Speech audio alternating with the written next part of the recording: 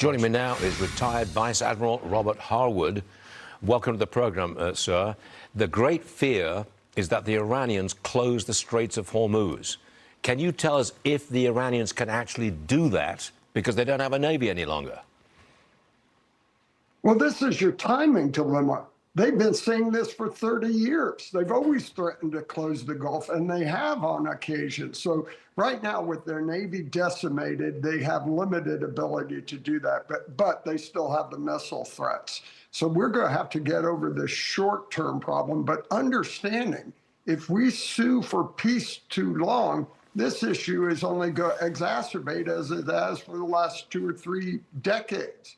Should Iran be enabled or allowed to be able to threaten the Straits of Hormuz as they have for 2 or 3 decades? So if we don't solve the long-term problem, this problem's always going to be there, and we have the opportunity to do that now. Yeah, the Pentagon held a press conference this morning. I want you to listen to what Secretary of War Pete Hegseth had to say. Roll that tape, please. This is not 2003.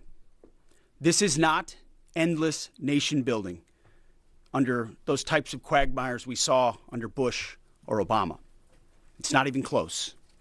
Our generation of soldier will not let that happen again, and nor will this president, who very clearly ran against those kinds of never-ending, nebulously scoped missions. Those days are dead. Instead, we're winning decisively with brutal efficiency, total air dominance, and an unbreakable will to accomplish the president's objectives. Admiral Pete Hegseth said we are winning decisively. I'm saying we are now in a winning position. What's your analysis? Well, there's no doubt we've completely decimated the bulk of Iran's military and offensive capabilities. There's still remnants intact. But the bigger picture is somewhat what you illustrated before those Iranian women. Consider that's playing out in Iran itself. You have large parts of the population who are ready to go, but many holding them back because of the fear that they're going to be murdered. So as soon as we've finished the job of neutralizing missiles, then it's the focus on the regime and supporting those people like those Iranian women who want a different option. They want to see this regime gone. They want Iran returned to them. And so at the end of the day, the long-term solution is how we enable them to flip and get rid of these guys in Iran. So I think that's what's playing out right now. Have you got any good ideas? How do we get the mullahs out and some more democratically oriented people in? What's the mechanism for getting in a new government? Well, there are a couple. First off, as you've seen, targeting the leadership in the IRGC, but a lot of the intelligence, a lot of the offensive capability first has to deal with eradicating their ability to project power. Once you've done that, you can turn your intelligence, your offensive, and our partners to focusing on the regime on the ground. So I think, again, this timeline, we've been at this of 10 days, you're seeing that military capacity decimated, and now it's a shift to how we support on the ground the Iranian people. President Trump says Iran would have attacked Israel if the U.S. didn't strike first. Roll tape. You know, if we didn't do that B-2 attack, Israel would have been wiped out. They would have had a nuclear weapon within 2 weeks after that.